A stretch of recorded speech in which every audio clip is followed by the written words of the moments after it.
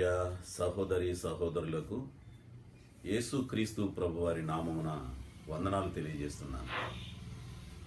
ప్రియమైన సహోదరి సహోదరులరా, ఈరోజు లూకా సువార్త 13వ అధ్యాయము 6 నుంచి 9 వచనాలు ధ్యానిద్దాం.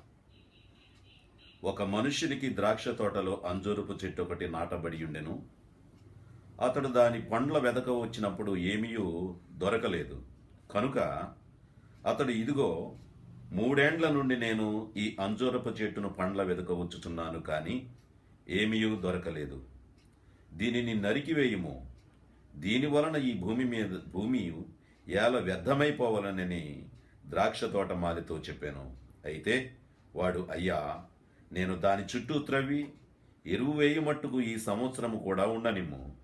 అది ఫలించినా సరే, లేని ఎడల నరికించి వేయమని అతనితో చెప్పాను. ప్రియమైన సహోదరి సహోదరుడు, ఆలోచన చేయి. నేను కొద్ది దినాలుగా ఈ చిన్నగా 10-15 నిమిషాలు చేసి పంపిస్తూ ఉన్నాను. ఏమిటంటే, నాకు ఒక భారం ఉంది. ఈరోజు క్రైస్తవ సంఘాలు చూస్తే దుఃఖం కలుగుతుంది. కారణం ఏమిటి అంటే, దేవుని యొక్క మాటలు విని అసలు ఆత్మ సంబంధంగా ఆలోచించలేని విధంగా ఉన్నాయి. అది బాధ కలుగుతుంది. అందుగురించి మనం ఆత్మ సంబంధంగా ఆలోచించేవారుగా ఉండాలి అని, మీరు ఇంత మరీ బలంగా ఉండాలి అని ఈ రీతిగా నేను ఈ చిన్న కార్యక్రమాన్ని మీ ముందు పెడుతూ ఉన్నాను. కాబట్టి ప్రియమైన వర్లరా, ఇక్కడ చూస్తూ ఉంటే అంజూరపు చెట్టు ఒక తోటలో ఉంది. అక్కడ తోటమాలి ఉన్నాడు. ఆ తోటమాలి చేస్తూ ఉన్నాడు పని. అయితే ఇక్కడ మాటను బట్టి మనం ఆలోచన చేస్తే, ఇదిగో 3 ఏండ్ల నుండి ఈ అంజూరపు చెట్టును పండ్ల వెదక వచ్చుచున్నాను, కానీ ఏమీయూ దొరకలేదు. 3 సంవత్సరాల నుంచి చూస్తున్నాడు, సేద్యపరుస్తున్నాడు. మీరు చూడండి, మీ దొడ్లో మీ పెరట్లో ఏవైనా మొక్క వేస్తే అది ఫలించాలని ఆశపడతారు, అది ఫలాలని ఆశపడతారు. అంతేగాని ఆ చెట్టు ఫలాలు లేనప్పుడు దాన్ని నరికేస్తారు కదా. ఎవరైనా సరే, మనకి బాగా కొబ్బరి చెట్లు బాగా ఉంటాయి. ఆ కొబ్బరి చెట్లు పచ్చగా ఉండి అవి ఫలాలు లేకపోతే, కాయలు కాకపోతే ఎందుకు అది కొట్టి పారేస్తాం. అలాగే 3 ఏండ్ల నుంచి చూస్తున్నాడు, కానీ ఫలాలు కనిపించట్లా. నువ్వు క్రైస్తవ సంఘంలో ఎన్నాళ్ళ నుండి ఉన్నావు? నువ్వు రక్షించబడి ఎంతకాలమైంది? ఏ విధమైన ఫలాలు ఫలిస్తూ ఉన్నావు? ఎటువంటి ఫలాలతో నువ్వు ప్రభువును చూపించేవాడుగా కూడా ఉన్నావు? ప్రభు ఇష్టపడుతున్నాడా నీ ఫలాలను చూసి? ఈ లైన్లో మనం చూడాలి. అందుకే ఇక్కడ ఈ అంజూరపు చెట్టు పండ్లు లేవు. అక్కడ తోటమాలి కష్టపడుతున్నాడు. అయితే అక్కడ వ్యవసాయకుడు అనుకుందాం, యజమానుడు. నా తండ్రి వ్యవసాయకుడు అన్నాడు కదా యోహాను సువార్త 15వ అధ్యాయంలో. ఆయన ఏమంటున్నాడంటే, ఫలించట్లేదు కదా, ఎందుకు ఈ భూమి వ్యర్థమైపోతుంది, దీన్ని తీసిపారేయమంటే తోటమాలి అంటున్నాడు, అయ్యా, ఇంకా కొంచెం 1 సంవత్సరం ఆగనివ్వండి. ఈ సంవత్సరం ఆగితే నేను తప్పనిసరిగా దీని ఫలాలు ఫలిస్తే సరి, లేకపోతే మీ ఇష్టం. ఇప్పుడు అదే కదా, ఏదైనా మనం ఏమంటాం, ఏదైనా ఒకరికి ఏదైనా ఇవ్వాలనుకుంటే అది టైంకి ఇవ్వకపోతే, అతను నాకు ఆ టైంకు నువ్వు ఇస్తే సరి, లేకపోతే అంటే అయ్యా మీ ఇష్టం, తర్వాత 1 సంవత్సరం వెయిట్ చేయండి. అవును కదా. అలాగే ఇక్కడ తండ్రి అయిన దేవుడు అడుగుతూ ఉన్నాడు తీసిపాయాలని. కుమారుడైన యేసుక్రీస్తు ప్రభు ప్రేమ చూపించి మనల్ని ప్రేమిస్తూ ఆదరిస్తూ మన కొరకు ప్రాణం పెట్టి ఆ కల్వరి శిలువలో వేలాడి చనిపోయినటువంటి ప్రభు ఎల్లవేళలా ప్రేమ చూపుతున్నాడు, దయ చూపిస్తూ ఉన్నాడు, ఆయన కరుణ చూపిస్తూ ఉన్నాడు. కాబట్టి ఈరోజు మారుతాడు, రేపు మారుతాడు అని ఎదురు చూస్తూ ఉన్నాడు. ఫలాలను ఫలించే చెట్టుగా నువ్వు ఉంటావని చూస్తున్నాడు, కానీ నువ్వు ఫలింపని చెట్టుగా ఉన్నావు. అందుగురించి ఇక్కడ సీరియస్గా కూడా ఈ సెంటెన్సెస్ అక్కడ మనకు కనబడుతూ ఉంది. అయితే వాడు, అయ్యా, నేను దాని చుట్టూ త్రవ్వి ఎరువు మట్టుకు ఈ సంవత్సరం కూడా ఉండనేమో, అది ఫలించినా సరే, లేని ఎడల నరికివేతుమని అతనితో చెప్పెను. ఇంకొకసారి మనం చూద్దాం దీని గురించే. ఎక్కడంటే అది మత్తయి సువార్తలో 21వ అధ్యాయము 18వ వచనము 18-19 వచనాలు చూద్దాం. ఇక్కడ చూడండి, ఉదయమందు పట్టణమునకు మరలా వెళ్ళుచు ఉండగా ఆయన ఆకలి కొనెను, యేసుక్రీస్తు ప్రభువారు.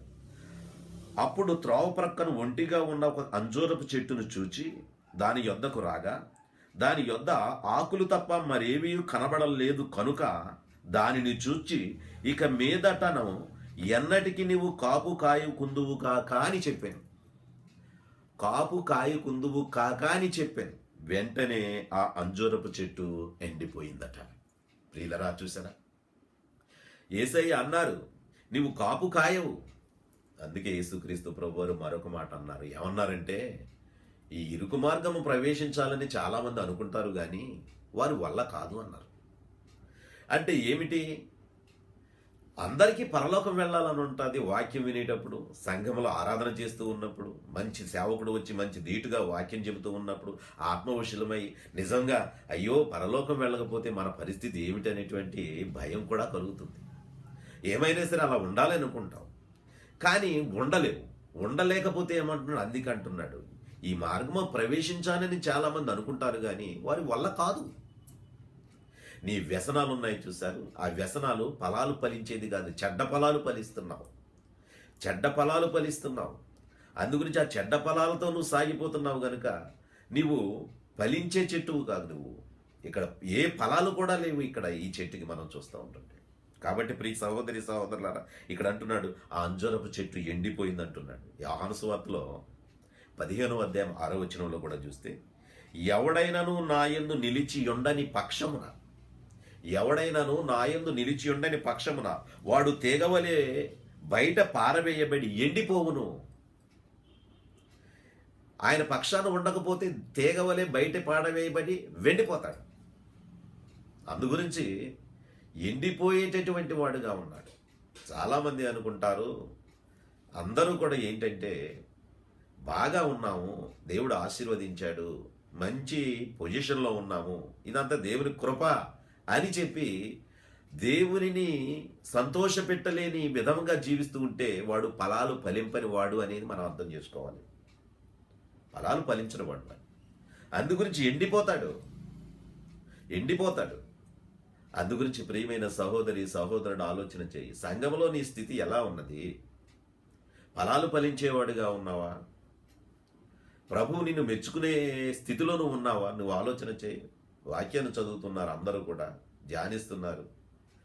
ఎవరికి జ్ఞానం లేకుండా లేరు, అందరూ జ్ఞానులే చెప్పుకోవాల్సి వస్తే. అయితే దేవుని జ్ఞానం, దేవుని మనసు ఆలోచన చేయాలి. దేవుని వైపు చూసి నువ్వు నీ స్థితి ఏంటి అనేటువంటిది ఆలోచన చేయాలి. నువ్వు ఏ విధంగా నువ్వు ఫలాలు ఫలించేవాడుగా ఉన్నావా లేదనేటువంటి ఆలోచన చేయాలి.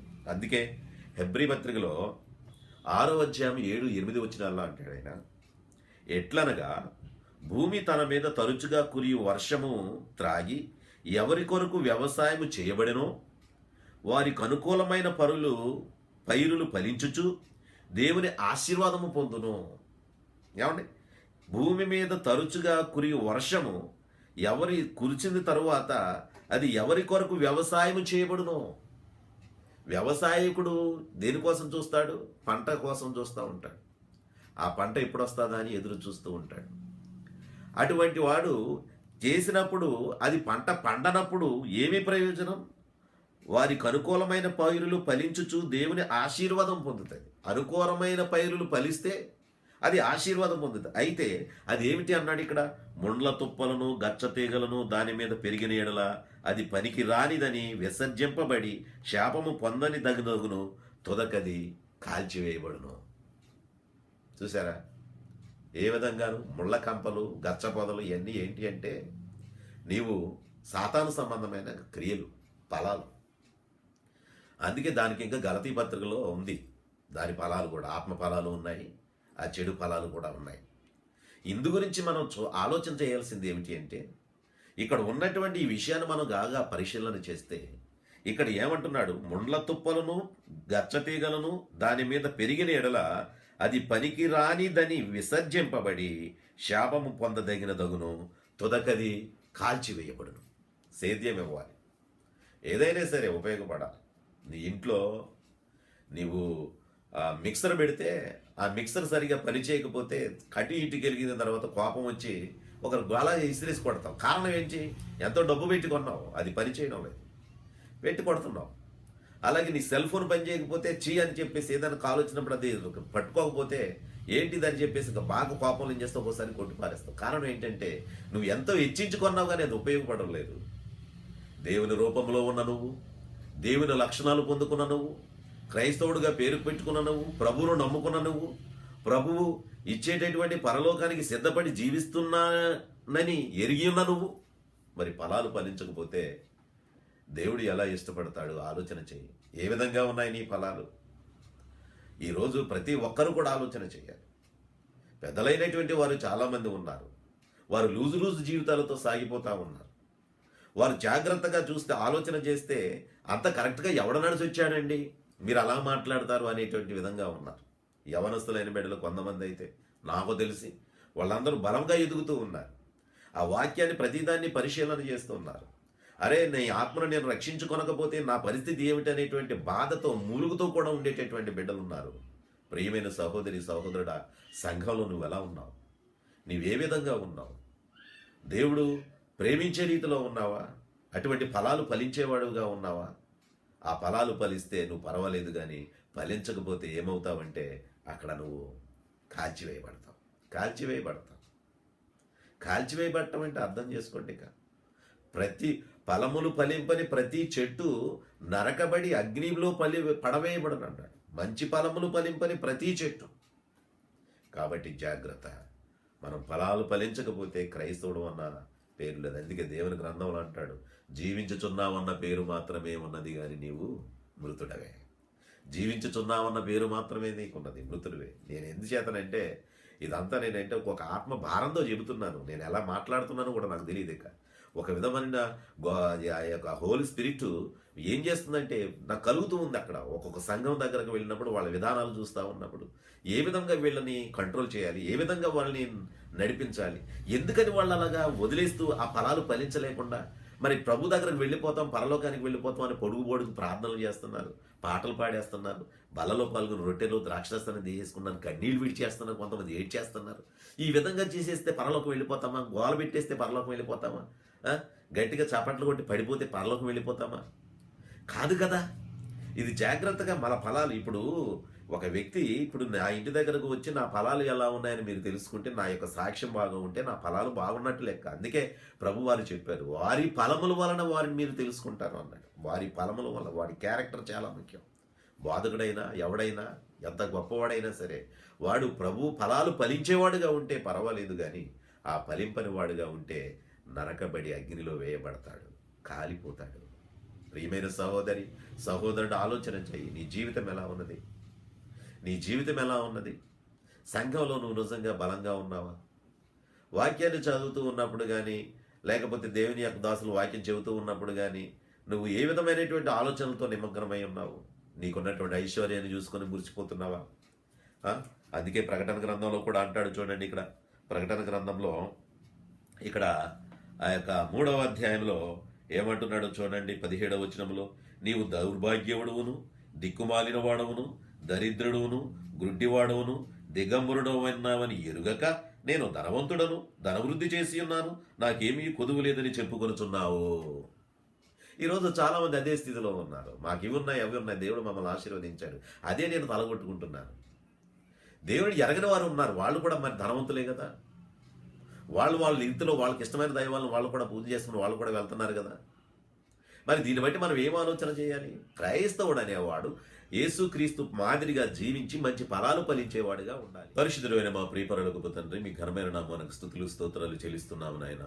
ఇదిగో ప్రభువా, బిడ్డలు విన్నారు, మంచి ఫలాలు ఫలించేటటువంటి చెట్టులా ఉండాలని, సంఘంలో బలమైన విశ్వాసులుగా ఉండాలని, ఫలాలు ఫలించే క్రైస్తవుడుగా ఉండాలని ప్రభువా, ప్రతి బిడ్డ సిద్ధపడి అట్టి మనసు వారికి అనుగ్రహించి బలంగా ఎదగడానికి కృప చూపించుమని మా ప్రభువును రక్షకునునైనటువంటి యేసుక్రీస్తు ప్రభు వారి దివ్యమైనటువంటి నామములో ప్రార్థన చేర్చు వేడుకొనుచున్నాం మా పరమ తండ్రి.